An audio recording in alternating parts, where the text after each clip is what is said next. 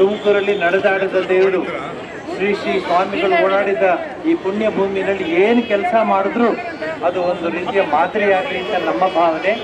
ಮತ್ತೆ ನೀವು ಪತ್ರಕರ್ತರು, ನೀವು ಈ ಸಮಾಜದ ಒಂದು ಮಹತ್ತರವಾದ ಒಂದು ಕೆಲಸ ಮಾಡ್ತಿದ್ದೀರಾ, ಜನರ ಧ್ವನಿಯಾಗಿ ನೀವು ಕೆಲಸ ಮಾಡ್ತಿದ್ದೀರಾ.